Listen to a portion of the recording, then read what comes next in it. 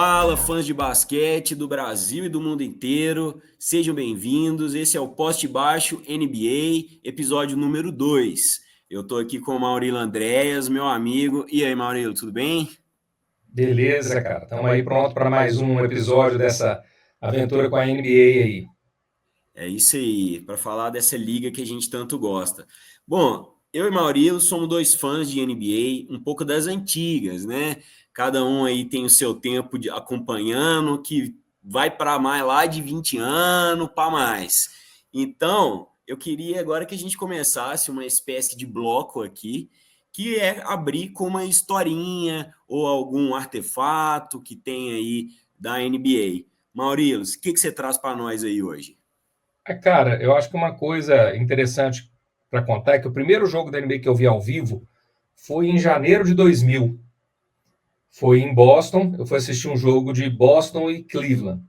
E na época, em janeiro de 2000, você não tinha como acompanhar a NBA tanto quanto a gente tem hoje. Então eu sabia que ia jogar com o Cavs, mas eu não tinha mais a noção. Eu acompanhava mais o Boston, não sabia quem estava no Cavs. E aí, Boston estava com o Paul Pierce começando, o Antoine Walker ainda era a estrela do time, tanto que foi o cestinho do jogo.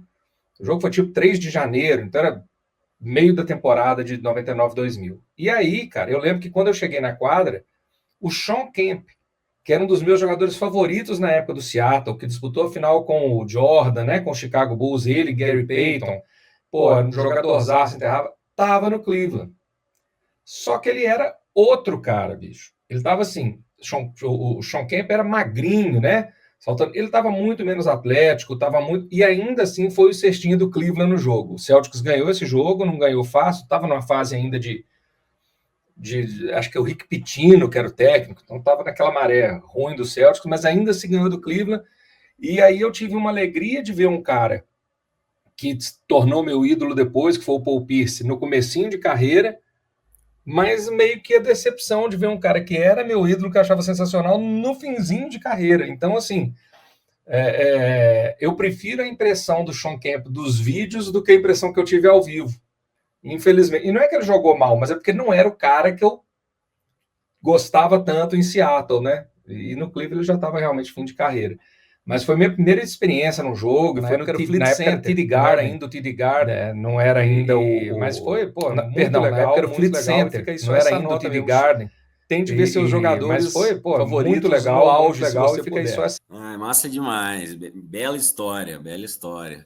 Bom, então a gente agora vai poder falar um pouco dos playoffs, né? A gente já passou de fase, já tivemos dois jogos, né? E o que você tá achando aí? Teve alguma surpresa para você da fase anterior ou não? No Cara, leste no eu não vi leste eu não vi surpresa. O que surpresa. O que surpreendeu talvez foi, por exemplo, eu já imaginava que os Pacers iam ganhar do Bucks, porque o Damian Lillard vindo do negócio do problema de saúde dele, a gente sabia que não ia estar bom, mas eu não imaginei que fosse uma surra como foi, né? Mas assim, no leste deu 1, 2, 3, 4, né?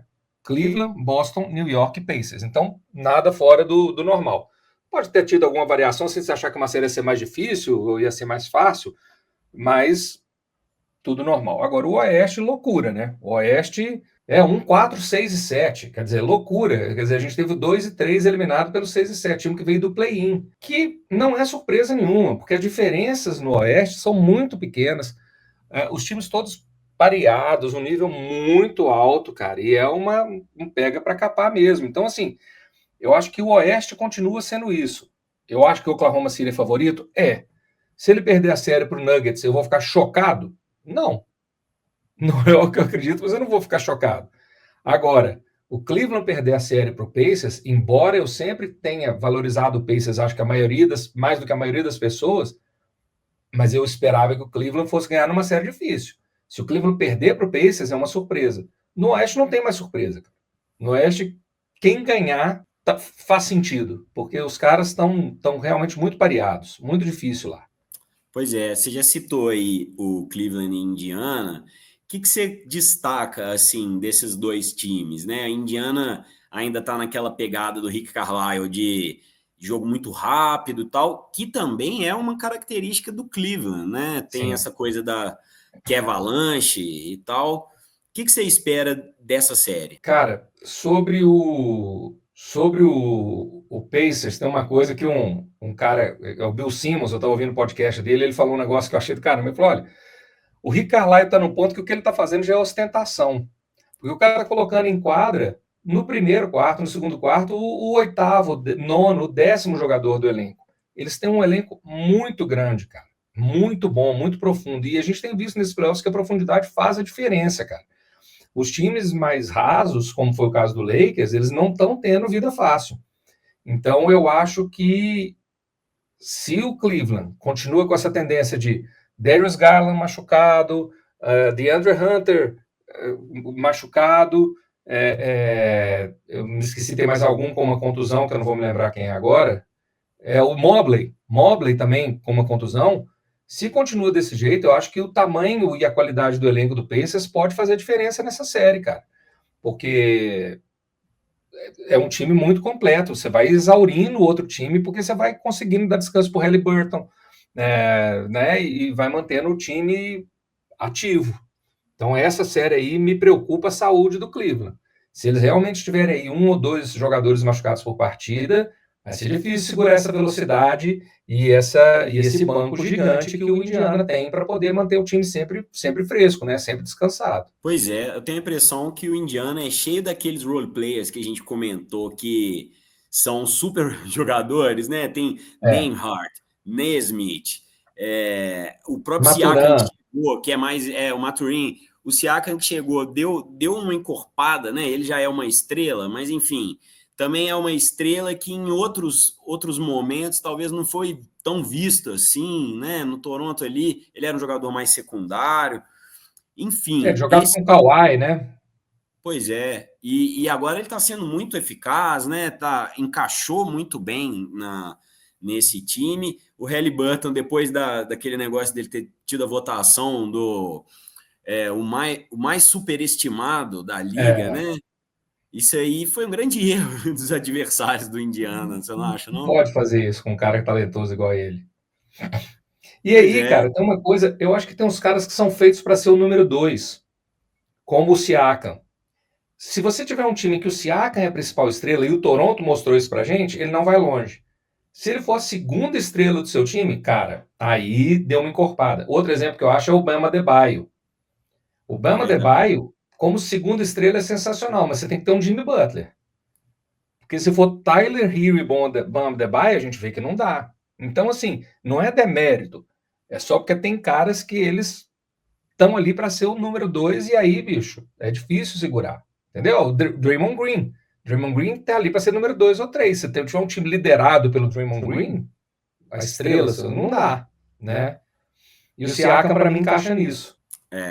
Assim, é difícil apostar contra o Cavs, né, que vem aí, mas essa questão física realmente faz a gente pensar se o Cavs não queimou o cartucho antes, né, porque tiveram uma temporada regular muito insana ali, foram o melhor time ali do leste e bateram uma série de recordes, né? Pois é. Então, assim, e agora tá aí, você mesmo citou vários lesionados, né? O Darius Garland, por exemplo, que é essencial para o time, e aí a gente não sabe o que vai acontecer, né? Disso aí. A série ficou melhor, a série já seria boa, ficou melhor ainda. É isso. Bom, então vamos para a próxima, né? Knicks e Celtics. Vamos lá. Cara, eu acho que esse matchup ele é ruim pro Karl Anthony Towns. Karl Anthony Towns é um cara que não consegue, se o Porzingis estiver em quadra, se o Porzingis estiver em quadra, se o Horford estiver em quadra, é ruim pro Karl Anthony Towns. Em compensação, a defesa do New York, cara, ela é muito boa, ela é muito centradinha, e você passa a ter espaço nos contra-ataques, porque se você força o time do Celtics a arremessar e abre espaço para o contra-ataque, isso favorece os Knicks. Dito isso, eu acho que os Celtics têm mais time e têm uma boa chance de levar a série. Uma boa chance de levar a série. Não pode cair nos maus hábitos que a gente viu em 2022, viu em 2023. Pegar a bola e tentar... Cara, muito arremesso de 3 não é o problema. O problema é muito arremesso de 3 não trabalhado. É uma jogada que o Tatum faz, que ele fez ontem 2 ou 3 vezes na derrota para o Knicks no final do jogo, que é pega, quica a bola, fica com a bola, come o tempo e aí tenta um arremesso de 3 isolado. Nem vai para cima, nem faz a bola girar. Isso me mata, cara. E isso é o risco do Celtics. Você vai ficar confortável demais com essa bola de 3, não com a bola de 3 bem trabalhada, mas com a bola de 3 de eu pego e resolvo. Isso aí é o grande risco que eles têm. Porque os Knicks vão pegar e são mortais no contra-ataque, cara. E se pegar o rebote, vai sair no contra-ataque, vai pegar o time do Celtics desprevenido. Então, assim, ainda acho que o Celtics é favorito na série, tem um elenco melhor, mas é isso também. Começa a ver como que o Jalen Brunson tá. Porque o Jalen Brunson teve um problema aí, não sei se ele tá 100%, ele aguenta a série toda, né? Como que o Porzingis tá? O Porzingis tem saído dos jogos, voltado meio esquisito. Então, assim, a saúde, mais uma vez, vai fazer uma diferença, mas ainda assim eu acho que o Celtics tem um elenco e tem um estilo de jogo que não é ruim contra o Knicks, não. O matchup é bom para o Celtics, se eu não estou errado demais. Mas eu volto até uma coisa que você falou no episódio passado, que o Knicks se montou para enfrentar o Celtics, né? E parte disso é colocar defensores de perímetro. Agora, nesse jogo que o Knicks venceu, brilhou muito essa coisa, né? O Mikal Bridges foi um dos grandes. Anularam muito ali as jogadas, né? E essa coisa dos 3 pontos. Quando vem 3 pontos contestados por esses jogadores que, de certa forma, são especialistas em marcar essa bola de 3, em acompanhar, em te dar um lado ali, aquela coisa, fica complicado mesmo para o Celtics, né?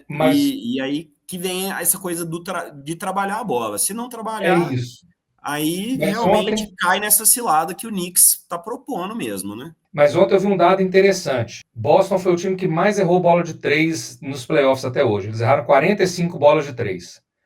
E dessas 45 bolas de 3 que eles erraram, 22, se não me engano, estavam no que eles chamam de com liberdade, que são 4 pés de distância para arremessar. Então, a defesa do Knicks é boa, ela pressiona, mas o Celtics ontem errou mais do que normalmente erra, mesmo quando arremessou livre.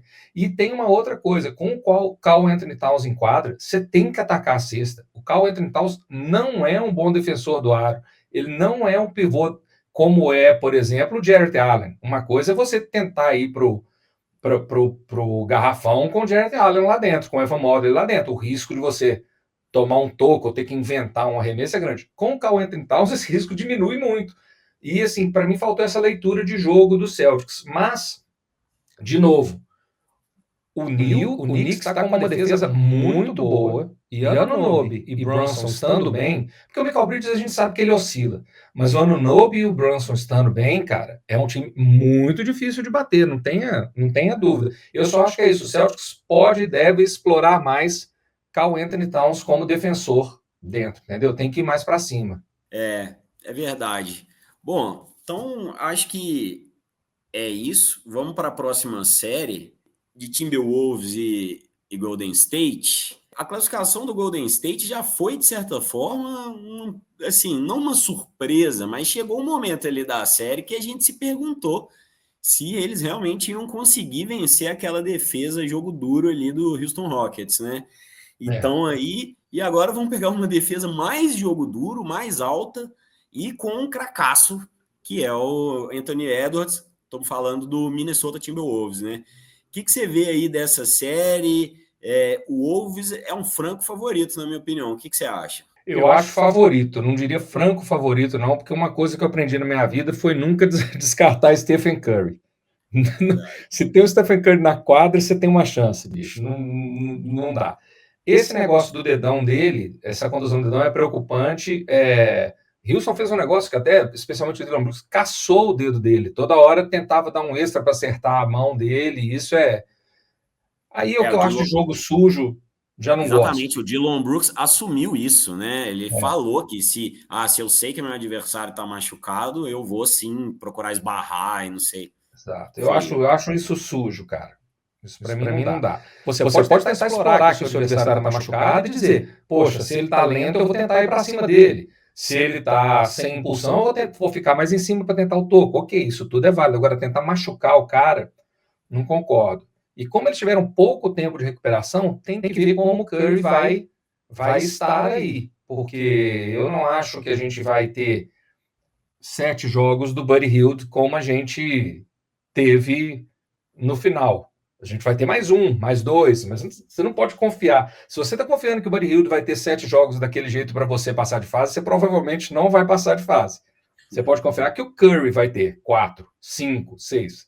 Né? Você pode confiar que o Anthony Edwards vai ter. Então, assim, mas é isso. Eu acho que o Timberwolves são favoritos. Eu acho que eles têm um time que é ruim pro Warriors, porque eles têm uma defesa grande, como tinha o Rockets, mas o Rockets não tinha ataque. E o Timberwolves tem. Mas é isso, eu aprendi a sempre duvidar de mim quando eu acho que o Stephen Curry está fora. Aprendi muito em 2022 com isso, quando todo mundo falava que o Celtics tinha o melhor time e eu passei raiva pra caramba com aquilo ali, porque o cara moeu o jogo, moeu. Então, prefiro dizer que os Wolves são favoritos sem o Franco. Tá certo, tá certo. Eu lembrei das Olimpíadas aqui, enquanto você estava falando, né? Que também teve um momento até do jogo ali, né? Contra a Sérvia, que tava aquele astral, putz, a Sérvia vai ganhar, a Sérvia vai ganhar. Mas aí sai o endemoniado Stephen Curry ali e mostra quem que ele é, né, velho? O cara. É o E aí, Babyface Killer, bicho. e você falou do Buddy Hield, né? Se o Buddy Hield mantivesse esse ritmo, ele ia ser o Curry, né? Assim, então, Exato. esperar isso dele realmente é meio demais, né? Bom, e da parte do Timberwolves, né? Além do Anthony Edwards, temos aí um elenco grande, né? Um elenco largo, jogadores altos. Que você vê aí de esse Timberwolves? Ele parece que vem mais encorpado do que o ano passado, né? E não vai ter um Luka Doncic encaixado. Já teve, né? Mas não aquele com Gafford, com Derek Lively, que era um time bem montado até para as características do Luka. Eu acho que o Minnesota tem uma outra coisa que é o seguinte: o Conley, cara, tem que ser o último ano dele. Ele realmente virou um problema na defesa. Os times estão abusando do Mike Conley, embora, pô, é um jogador que acalma o grupo, é um jogador experiente, mas na defesa ele realmente virou um problema. E assim como a gente não precisa esperar mais um jogo, mais 7 jogos do Buddy Hield, a gente não precisa esperar mais 7 jogos do Gobert, igual foi o último dele contra os Lakers também não. Para mim, o jogador-chave do Minnesota é Julius Randle, que quietinho tá fazendo 20 pontos, 10 rebotes todo jogo. Então, esse é um cara que tinha muitas críticas a ele em playoffs, a gente não sabe como é que ele fica numa segunda série, mas, bicho, são 20 pontos, 10 rebotes, 20 pontos, 9 rebotes, 25 pontos, 8 rebotes, todo jogo. Então, ele é um cara difícil de marcar, é grande, é forte, vai ser, para mim, o cara que vai ficar no Draymond Green o tempo inteiro, e aí deixa o resto do time mais livre para trabalhar, sabe? Eu ficaria muito de olho no desempenho do Julius Randle nessa série aí. Na época da troca, né, o pessoal criticou muito o Timberwolves de ter pegado o Julius Randle, e eu acompanhei o Knicks umas épocas que ele estava bem jogando, ele além disso tudo, né, de entregar pontuação, de entregar rebote, ele tem uma energia que essas coisas faz bem para o time, né, o cara se joga ali toda hora, né, ele coloca o corpo na defesa mesmo, então isso vai contagiando, e aí contagiar esse time, né, que aí você tem o Naz Reid, você tem mesmo o Gobert, né, que na defesa realmente, além de ser bom, ele também dá muita energia e tudo, esse Timberwolves aí tá com cara de final de conferência, hein?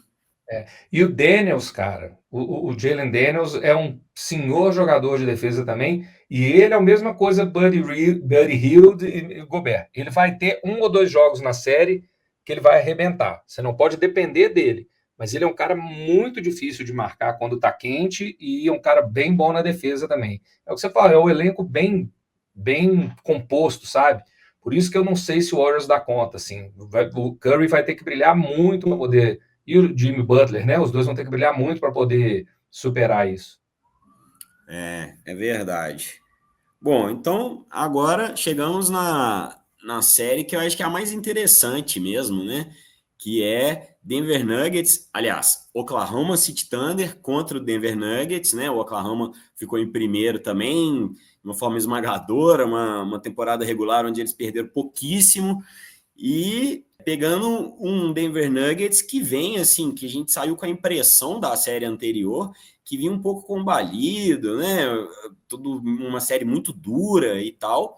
E agora tivemos o primeiro jogo e o Denver Nuggets conseguiu virar o jogo ali no finalzinho, com um jogaço do Jokic, com mais uma vez o Aaron Gordon decidindo ali, né? Vem mostrando realmente ali uma fase muito boa, assim, nessa coisa do clutch.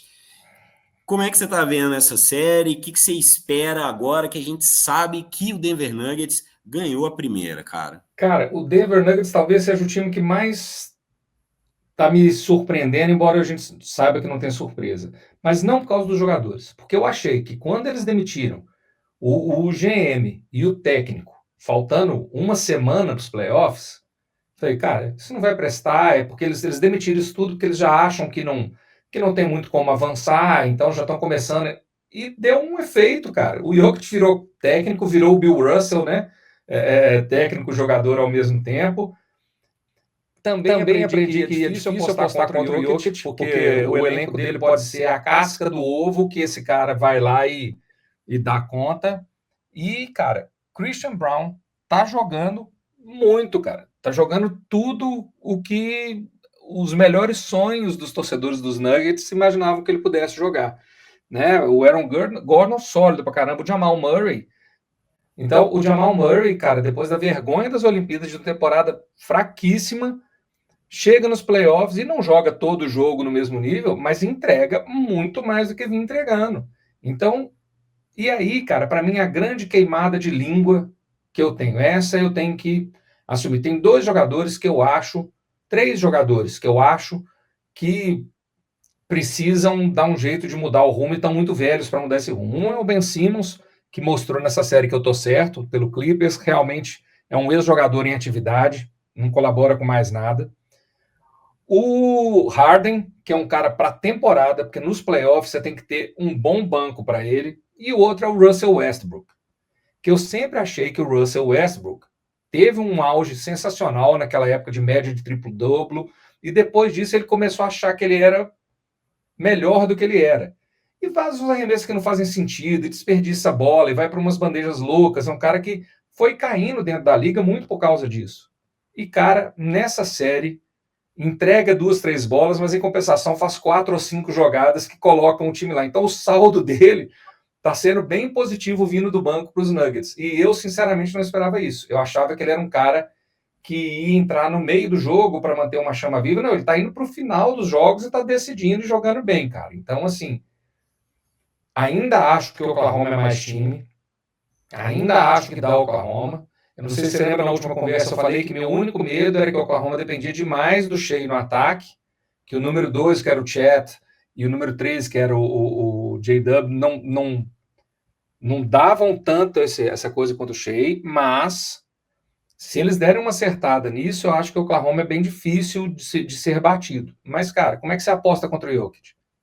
Como é que você aposta contra o Curry? É difícil. Cara, voltando, só para falar do Russell Westbrook, cara, eu acho também uma surpresa muito massa ele nessa temporada como um todo, ele já veio meio bem ali na temporada regular, ele também tem essa coisa de contagiar o time ali com essa doideira, realmente tem uma escolha de arremesso às vezes duvidosa, mas a experiência, pelo menos esse ano, o Russell Westbrook está sendo boa, né? E ontem ele participou ativamente ali daquela última jogada. A assistência foi dele para o Gordon. Pois é, e do quarto como um todo, né? Na defesa, atrapalhando ali, roubando bola, aquelas coisas.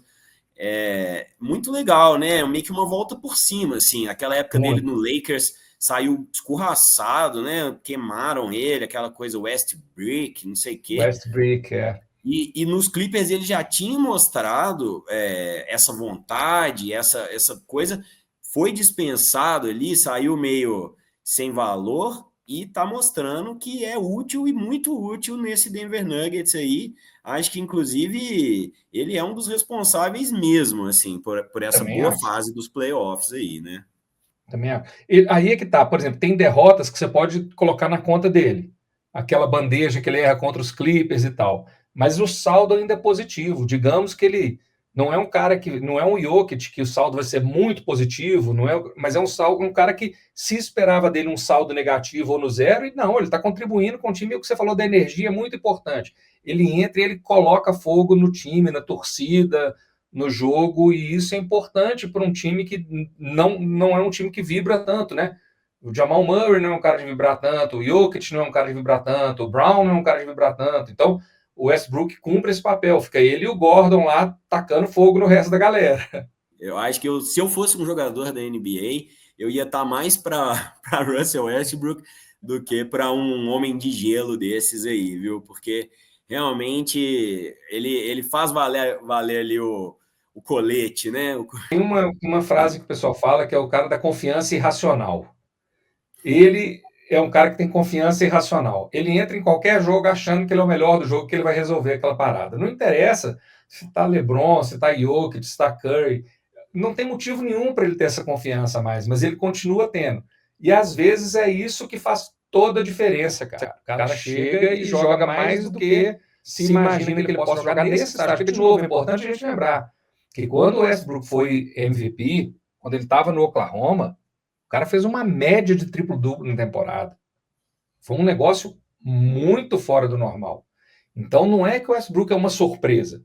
É que o Westbrook é um caso de redenção. Foi um cara que teve um auge, foi caindo, foi sendo desvalorizado, foi sendo criticado, virou quase que uma piada quando estava no Lakers, reclamou, falou, vocês estão mexendo no meu sobrenome, o nome da minha família, Westbrook, vocês estão me zoando, é o nome da minha família. E depois foi voltando, e eu fico muito feliz, cara. E é um cara que, se conseguir um sucesso aí no Nuggets, eu vou ficar bem feliz por ele, viu?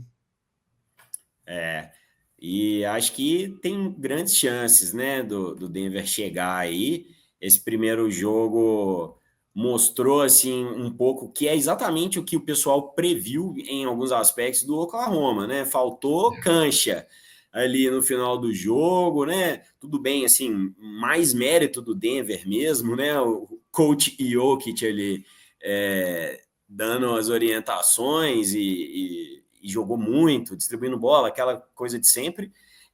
E o Oklahoma, sim, o Chet perdeu aqueles 2 lances livres que realmente foram cruciais ali, né? Nesse momento do jogo, você não pode cometer esse tipo de erro. E aí que vem exatamente aquilo que você falou, né? O Chet, o J-Dub, eles não são não é um Jaylen Brown e Tatum ali, que estão num patamar muito parecido, ou o próprio Jamal Murray e Jokic, que o Jamal Murray tem umas oscilações, principalmente por lesão e tal, mas quando joga, entrega muito, né? Então, assim, o Oklahoma agora é para rever lá, né? E teve a questão da falta, né? Daquele negócio de faz a falta, não faz a falta, porque o que você acha disso? Fizeram a falta cedo demais, sacou? Outro dia eu vi um cara comentando, ontem eu ouvi um cara comentando, e falou, pô, se você tem a melhor defesa da liga, todo mundo dizendo que você é a melhor defesa da liga, por que você não tenta parar um ataque em vez de fazer uma falta tão cedo? Ou deixa comer tempo para fazer a falta, entendeu? Você está na frente. Eu achei que houve um erro aí também do técnico, sabe? Um vacilo do técnico. Concordo com você. Parece que isso é a orientação, né, do McDaniel lá, que nessa situação ele sempre tem que visar a falta.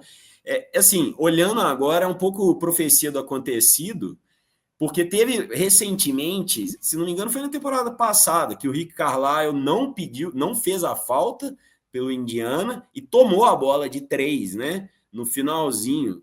E aí foi muito criticado, que absurdo, era só fazer uma falta, não sei o quê. Então, assim, parece que o técnico do Oklahoma tinha essa orientação mesmo, e eles basicamente seguiram, eles têm feito isso, mas é isso, às vezes faltou um pouquinho de um cara ali para falar, não, calma, deixa esses caras quicar a bola um pouco aí, vamos ver se a gente não tem uma oportunidade de, né, cruzar um passe ali, de passar a mão na frente de um passe, enfim. Vamos marcar pressão aí, vamos marcar pressão no começo, ver se a gente consegue tomar essa bola. Pô, saiu da pressão, falta. Mas também é o que você falou, engenheiro de obra pronta, né, cara? É fácil a gente falar daqui e agora, né? É verdade. Eu lembro bem dessa do Carlisle, porque na época eu falei, nossa, eu com certeza ia mandar fazer a falta, no primeiro segundo. Então, assim, Foi o Jaylen Brown em cima do Siakam naquela bola de 3. isso, foi do Jaylen Brown, exatamente, exatamente. Matou ali o Pacers e era isso. Se tivesse feito a falta, tinha já a pontuação na frente ali, tinha o jogo no bolso. E aí tomou a bola de 3. Jaylen Brown, o homem mau. Duas coisas que eu queria falar. Primeiro é o seguinte: primeiro colocado do Oeste, time favorito em todas as bolsas de aposta. Primeiro perdeu a primeira partida em casa. Cleveland, primeiro colocado do Leste, campanha sensacional, irretocável, time de revelação, melhor técnico do ano, perdeu a primeira partida em casa. Boston Celtics, favorito nas bolsas de aposta para o título, segundo do Leste, perdeu a primeira partida em casa. O único jogo que não tem risco de uma zebra é o 6 contra o 7. É o Timberwolves contra o Warriors. Mas esses dois já mataram o 2 e o 3 na rodada anterior. Então, bicho, não tem ninguém seguro. E a outra coisa é o seguinte: esse arremesso do Jaylen Brown foi um dos momentos mais difíceis para mim. Eu tinha um ingresso para ver o jogo 5, Boston e Indiana, no TD Garden. Ingresso comprado. E quando o Jaylen Brown faz aquela cesta, foi o único jogo que o Celtics quase perdeu. Ele fez aquela cesta, o Celtics ganhou. E eu fiquei hiper feliz, mas eu não consegui ver um jogo de playoff do Celtics que eu teria visto ano passado por causa do Jaylen Brown. Recebi o dinheiro de volta, fui a Boston, visitei o ginásio, mas não vi o jogo por causa daquela cesta de 3. Se eu soubesse hoje que o Celtics ia passar daquela série e ia ser campeão, eu ia torcer para ele ter errado. Como eu não sabia, eu falei, cara, garante isso aí, não vamos colocar nada em risco, não. Mas se eu soubesse antes, cara, eu tinha torcido muito para aquela bola não entrar, que eu teria assistido um jogo Celtics-Indiana no TD Garden. Mas vai saber, né? Os deuses do basquete aí são cruéis. Às vezes é aquela bola ali que abriu a porta dos céus aí para o título, né? Faz a sexta, eu perco o jogo, outro dia eu vou em um. Não, e o Celtics, ao contrário do meu Chicago Bulls, tá sempre aí brigando, né? É um time que. E eu queria até que falasse um pouco dessa sua visão de torcedor agora, né? Desse primeiro jogo aí. Você estava vendo na hora da virada? Como que você sentiu ali? Você conseguiu. Porque parece que deu um astral, né? Deu aquele momento ali que, putz, o time tá dando uma derretida aqui com esses arremessos aleatórios e tal. Como é que foi a sua experiência aí de torcedor do Boston Celtics, cara? Cara, qualquer torcedor do Celtics que assistiu o time de 2022 e o time de 2023 sabe que quando o Celtics, o Mazzulla frisa, para de pedir tempo, e principalmente o Tatum começa 10, 11, 12, 13, aí com 19, 20 segundos, dá 2 passinhos para o lado e arremessa uma bola de 3. Quando isso começa a acontecer, vai ter jogo que ele vai acertar, vai. Mas você sabe que é porque o time parou. A cabeça do time parou de funcionar. Eles entram, parece que bateu um farol no olho deles e eles estão meio cegos ali. Em 2024, isso aconteceu algumas vezes, mas o time estava tão bem que se superava isso. Na outra, você dava um toco, o Derek White dava um toco, você retomava o ataque, beleza. Foi a primeira vez que eu vi isso acontecer nos playoffs esse ano. Ter esse apagão ali de 3, 4 minutos. E uma coisa é você ter esse apagão contra o Orlando, que não mete bola. Outra é você ter esse apagão contra os Knicks, cara. Com o ano novo inspirado, com o Jalen Brunson jogando, com o Michael Bridges jogando. Então, assim, não me preocupa tanto, porque a gente sabe que é uma coisa que acontece de vez em quando. Vai me preocupar se acontecer mais 1, 2 vezes na série. Aí você perde a série. Mas, assim, não foi um jogo que o Celtics perdeu porque foi dominado pelos Knicks.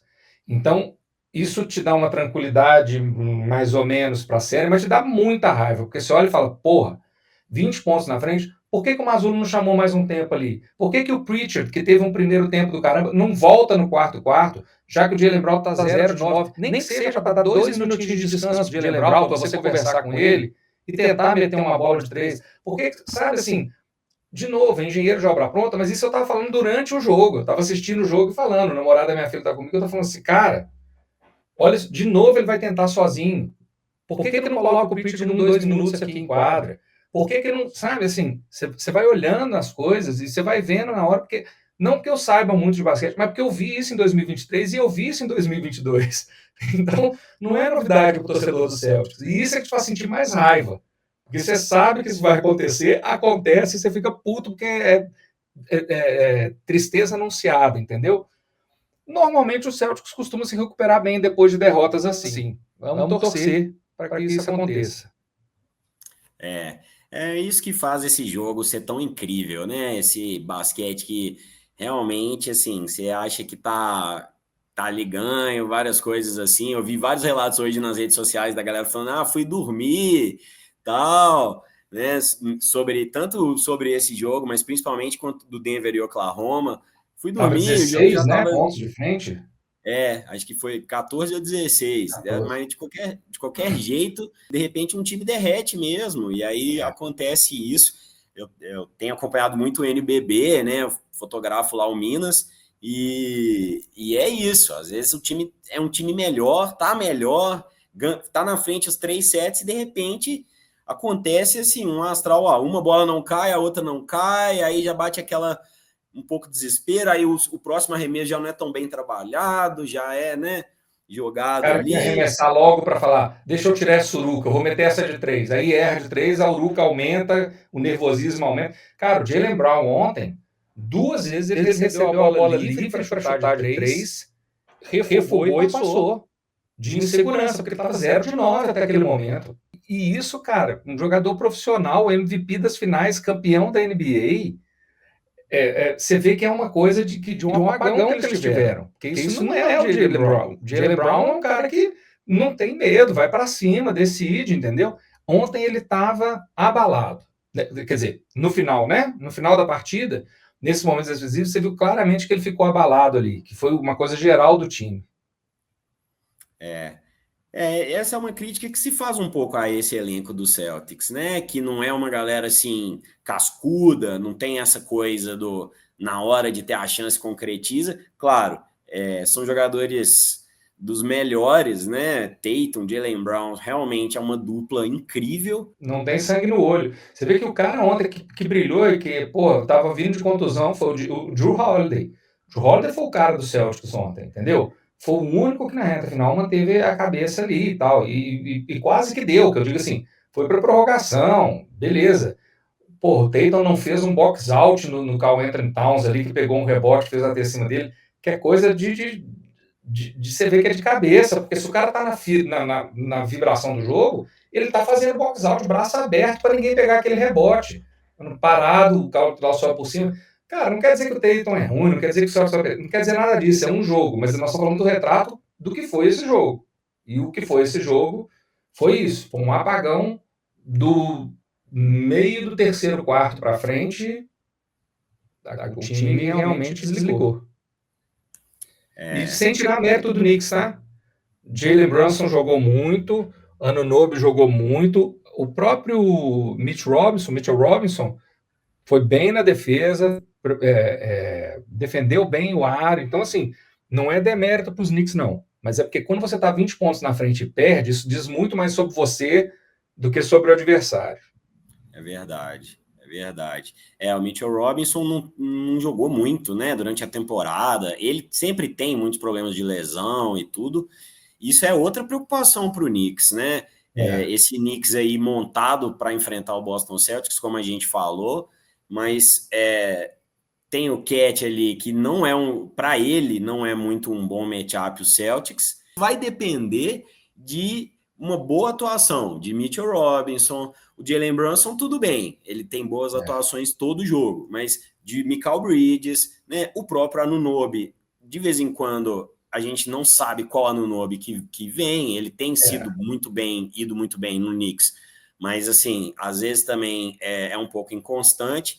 Então, se tiver essa confluência, e eu acho que precisou um pouco, né, dessa confluência para chegar, e aí talvez seja um pouco isso também, né? O mérito do Knicks mora aí. Sentiu que o Celtics deu uma tremida ali, e aí todo mundo deu tudo ali, né?